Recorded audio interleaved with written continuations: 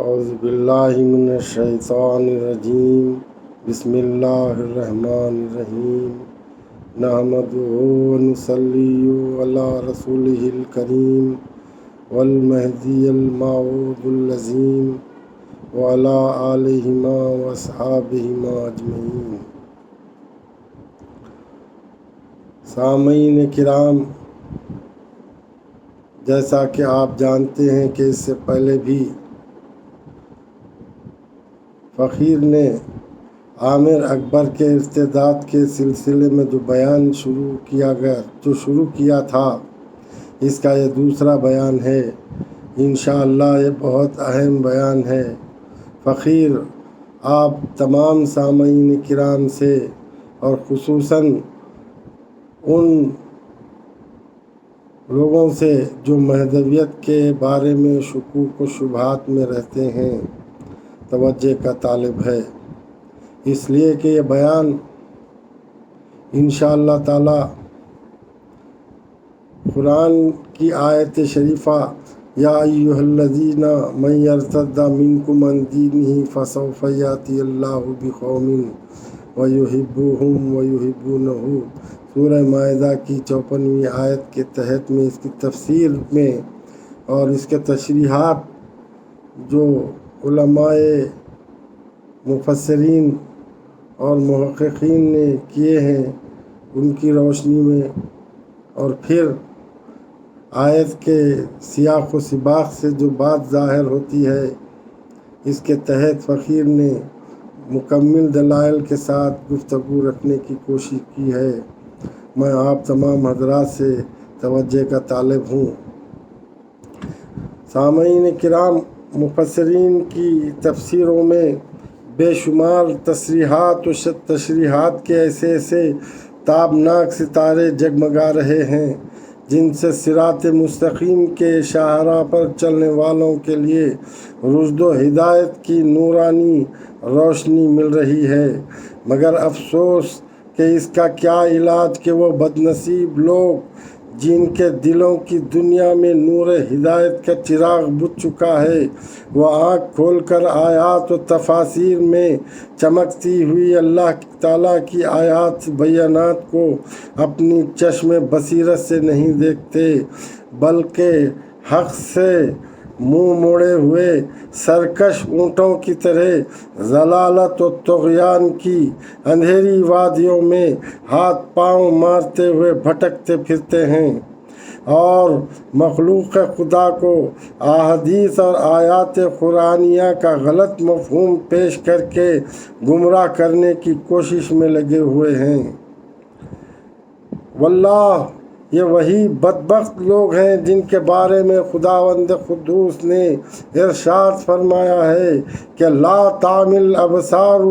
ولکن تعمی القلوب التی فی الصدور۔ یہ آیت شریفہ سورہ حج آیت نمبر 46 کی ہے، یعنی ان منکروں کی سروں کی آنکھیں اندھی نہیں ہوتی ہیں، لیکن وہ آنکھیں جو سینوں کے اندر ہیں وہ نابینا ہو جاتی ہیں، یعنی ان لوگوں کی بصارت تو رہتی ہے لیکن دلوں کی بصیرت تباہ و برباد ہو جاتی ہے، جس کی وجہ سے ان لوگوں کو ہدایت کا نور نظر نہیں آتا۔ ہم یہاں صاحبان فکر و نظر کے لیے آیات قرآنی اور احادیث نبوی صلی اللہ علیہ وسلم کی روشنی میں یہ ثابت کرنے کی کوشش کریں گے کہ حضرت سید محمد جیون پوری ہی امام مہدی موعود علیہ السلام ہیں۔ آپ جس زمانے میں اور جس مقام پر مبعوث ہوئے ہیں، وہی زمانہ وہی مقام میں بعثت صحیح ہے جو آیات قرآنیہ اور احادیث نبویہ سے ثابت ہے۔ سامعین کرام، یہ بات روز روشن کی طرح عیاں ہے کہ حضرت امامنا سید محمد جیون پوری مہدی موعود علیہ السلام 14 جمادی الاول 847 ہجری میں بمقام شہر جیون پور پیدا ہوئے، اور 19 ذی القعدہ 910 ہجری میں آپ کا وصال مبارک۔ فرحہ جو افغانستان کا ایک صوبہ ہے، وہاں پر ہوا اور آپ کا مزار مقدس بھی وہیں پر موجود ہے۔ قرآن شریف میں اللہ تعالیٰ کا ارشاد جو ہے، یا ایھا الذین آمنوا من یرتد منکم عن دینہ فسوف یاتی اللہ بقوم یحبہم ویحبونہ، اے ایمان والو، جو لوگ تم میں سے اپنے دین سے پھر جائیں گے تو اللہ تعالیٰ ایسی قوم کو لائے گا جس کو اللہ دوست رکھے گا اور اللہ کو وہ قوم دوست رکھے گی۔ تو سامعین کرام،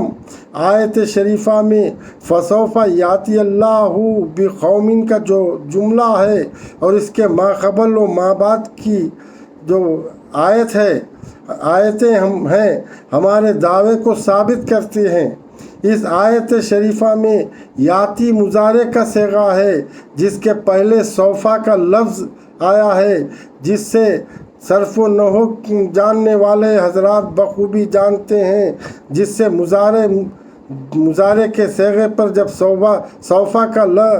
لفظ آ جاتا ہے تو مستقبل بعید کے معنی دیتا ہے، اور بقومن میں با یا تو تعدیہ ہے یا با مشابہت کے لیے ہے۔ اگر با تعدیہ تصور کریں تو آیت کے معنی یہ ہوں گے کہ اللہ تعالیٰ ایک قوم کو مستقبل بعید میں لائے گا، اور اگر بمعنی مشابہت لیں تو ترجمہ یہ ہوگا کہ اللہ تعالیٰ مستقبل بعید میں ایک قوم کے ساتھ آئے گا۔ کسی قوم کے ساتھ آنا اور قوم کو لانا دونوں کا معال قریب ہے۔ تو آیت مذکورہ میں لفظ اللہ سے مراد امام مہدی موعود علیہ السلام کا ظہور مراد لیا جائے تو یہ بات اسی اصول کے تحت ہوگی جو علماء اسلام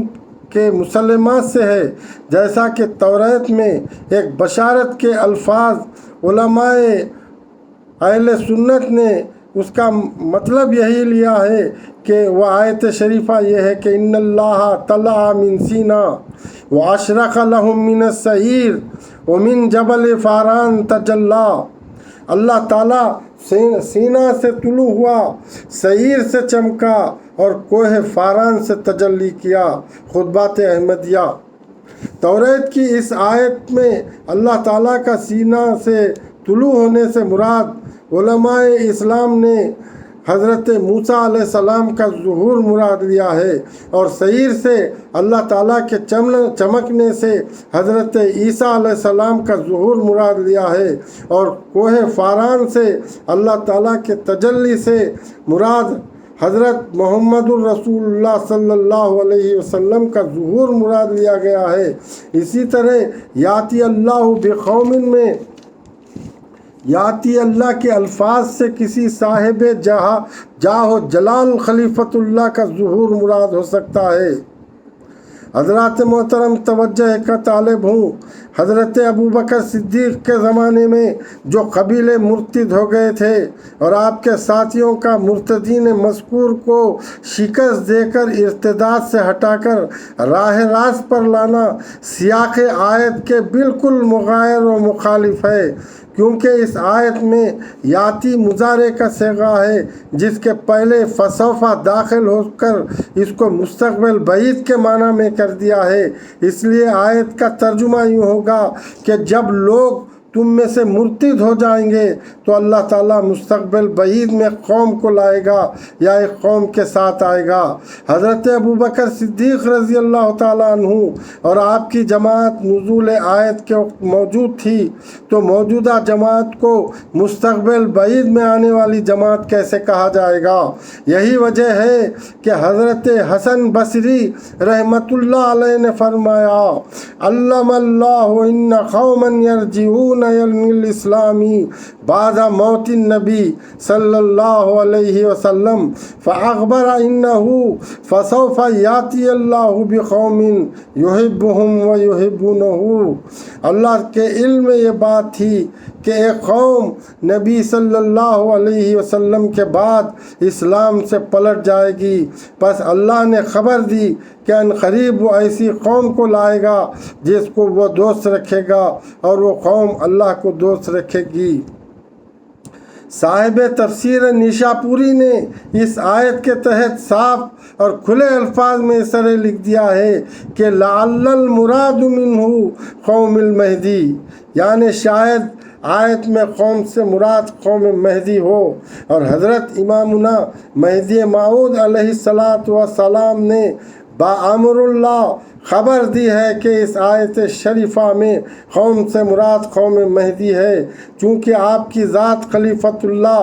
معصوم عن الخطا ہے، اس لیے قوم سے مراد قوم مہدی ہی ہونا قطعی اور یقینی ہو جاتا ہے۔ اس آیت شریفہ کی مزید توضیح کے لیے میں آپ تمام متلاشیان حق و صداقت کو کتب مہدویہ میں جو بہت بڑا ذخیرہ ہے اس سلسلے میں آپ حضرات سے گزارش کرتا ہوں کہ ان کتابوں کا مطالعہ کریں۔ یہاں صرف بخوف تلاوت مختصر، نہایت ہی مختصر انداز میں بیان کرنے کی کوشش کر رہا ہوں، سرسری انداز میں اس بات کو واضح کیا جا رہا ہے۔ تو آیت شریفہ، تو حضرات محترم اس آیت میں بحث طلب امر صرف ایک ہی ہے، یعنی آئندہ زمانے مستقبل میں مرتد ہونے والے لوگ کون ہیں۔ پہلے ثابت ہو گیا ہے کہ اس سے حضرت ابوبکر صدیق رضی اللہ تعالیٰ عنہ یا آپ کے ساتھی مراد نہیں ہو سکتے۔ اس سے یہ بھی ثابت ہوتا ہے کہ مرتدین سے مراد ابتدائے اسلام کے مرتد نہیں ہیں۔ تاریخ کی ورق گردانی سے ظاہر ہے کہ اسلام میں مختلف اوقات میں مختلف فرقے پیدا ہوئے۔ یہ تاریخ داں حضرات اس بات کو بخوبی جانتے ہیں اور ان سے یہ بات چھپی ہوئی نہیں ہے۔ مثلاً جو فرقے اسلام میں واقع ہوئے تھے ان میں سب سے پہلے بابکی، محمرہ، خرامتہ، برقعی وغیرہ، لیکن تاریخی واقعات اور اس کے قرائن سے صاف طور پر ظاہر ہوتا ہے کہ آیت مذکورہ ایسی مرتد جماعت سے تعلق رکھتی ہے جیسے حسن الصبا کی جماعت ہے، اور جس پر ارتداد کی تعریف بالکل یا صادق آتی ہے، لیکن اس کے تمام واقعات اور تاریخی پس منظر کو میں اس وقت آپ حضرات کے سامنے پیش کرنے سے قاصر ہوں۔ مختصراً نہایت اس کے جو خیالات ہیں آپ حضرات کے سامنے رکھتا چلوں۔ تو حضرات محترم، حسن الصبا نے فلسفیانہ طریقے سے مذہب اسماعیلیہ میں بہت سے نئے مسائل کا اضافہ کیا۔ مثلاً مسئلہ وجود باری تعالیٰ میں اتنی شدت کی کہ نعوذ باللہ خدا کو بیکار اور معطل ثابت کر دیا۔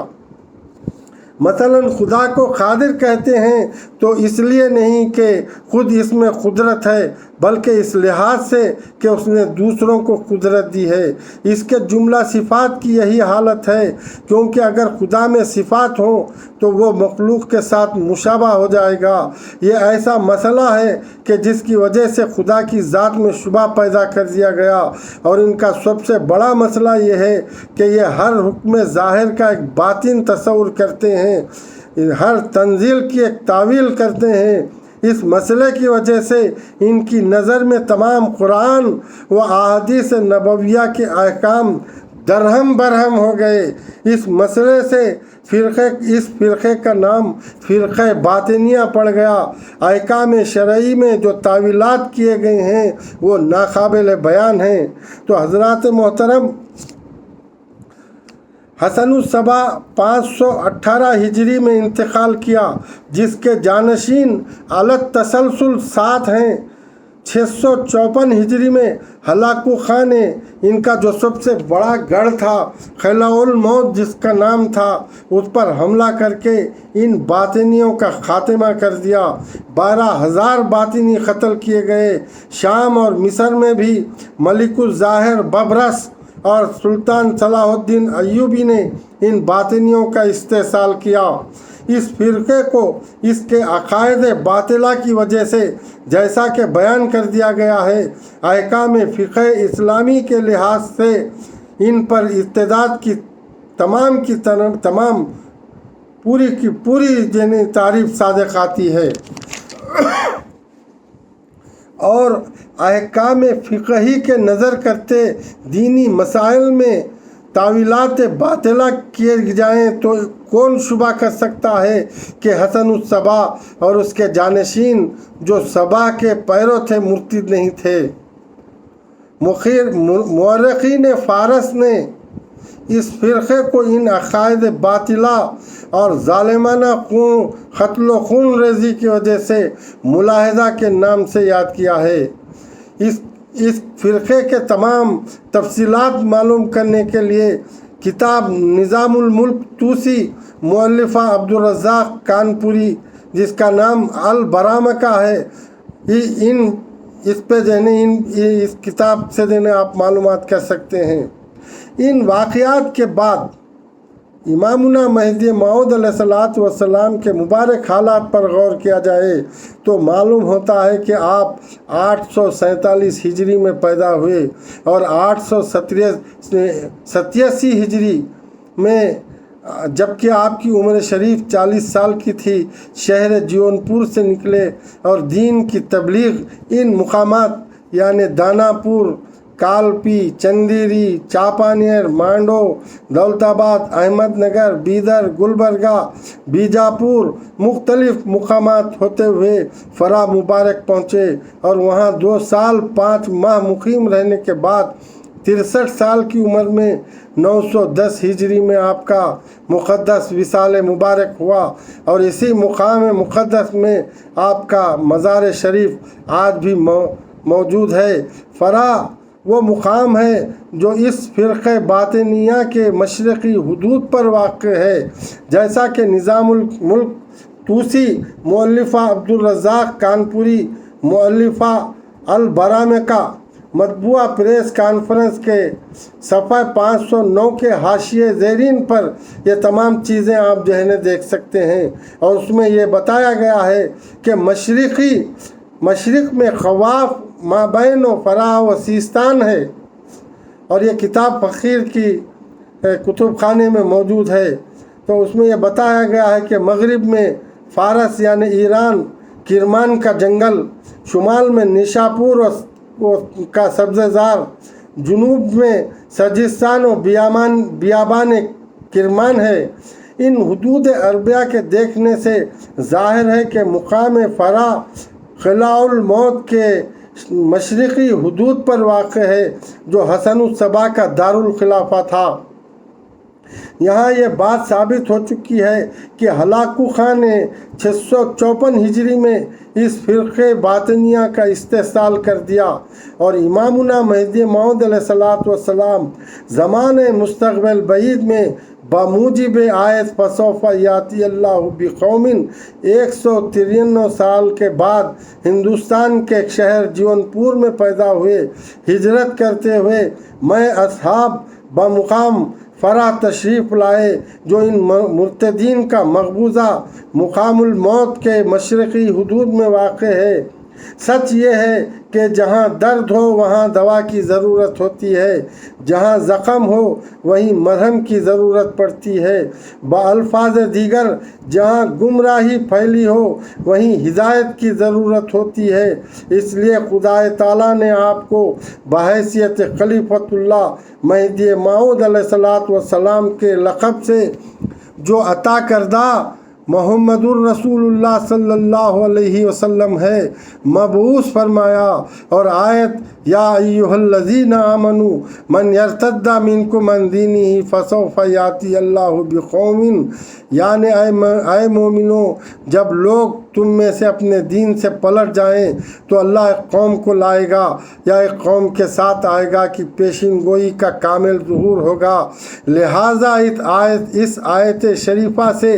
حضرت میرا سید محمد جون پوری مہدی موعود علیہ السلام کا وقت بعثت اور مقام بعثت کی وضاحت ببانگ دہل ہو جاتی ہے۔ اگر کوئی شخص شبہ ظاہر کرے کہ فرقہ باطنیہ کا محل وقوع خلاء الموت کے مشرقی حدود میں واقع ہونا اور امامنا علیہ السلام کا اسی محل وقوع کے مشرق میں بمقام فرا تشریف لانا ایک اتفاقی امر ہے، تو میں ان حضرات کے لیے یہ بتا دینا چاہتا ہوں، ان کا شبے کا ازالہ کر دینا چاہتا ہوں کہ وہ شبہ اس حدیث سے جنہیں زائل ہو جاتا ہے جو حضرت ثوبان سے مروی یہ حدیث جس کو اس بات کو ثابت کرتی ہے کہ امامنا مہدی موعود علیہ الصلوۃ والسلام کا فرحہ میں تشریف لانا اتفاقی امر نہیں تھا بلکہ مشیت ایزدی اسی مقام کی مقتضی تھی، کیونکہ ہلاکو خان نے 654 ہجری میں بغداد کے آخری خلیفہ مستعصم باللہ کو قتل کر دیا۔ جس طرح آیت فسوف یاتی اللہ بقوم میں سوفا کا لفظ زمانے مستقبل بعید میں امام علیہ السلام کے ظہور کو ثابت کرتا ہے، اسی طرح حدیث ثوبان میں ثم یقرض خلیفۃ اللہ المہدی کے الفاظ آئے ہیں اور لفظ ثم تاخیر و تراخی پر دلالت کرتا ہے، اور امام علیہ السلام بلا شبہ زوال بغداد سے 191 سال بعد پیدا ہوئے۔ حدیث ثوبان کی مکمل تشریح انشاءاللہ آئندہ کے جنی قسم میں بیان ہوگی جو سامعین کے لیے انتہائی دلچسپ اور معلوماتی ہوگی، جو انتہائی خاص احادیث کے کتابوں سے اس کی تشریح کی جائے گی۔ تو میں تمام سامعین سے گزارش کروں گا کہ اس کو ضرور سنیں، کیونکہ حدیث ثوبان سے یہ ثابت ہوتا ہے کہ آپ کی پیدائش کا مقام ہندوستان ہوگا اور آپ ہندوستان سے مختلف مقامات ہجرت کرتے ہوئے مقام فرحت بخش فرا تشریف لائیں گے۔ یہ امر تحقیق یہ امر جو حدیث بیان ہونے والی ہے اس سے جنہیں مکمل طور پہ ظاہر ہو جائے گی۔ تو حاضرین محترم، میں اپنی اس تقریر کو یہیں پر ختم کرتے ہوئے آئندہ کی لیے آپ لوگوں کے سے توجہ دلاتا ہوں اور اپنی تقریر کا اختتام کرتا ہوں۔ وآخری دعوان الحمدللہ رب العالمین۔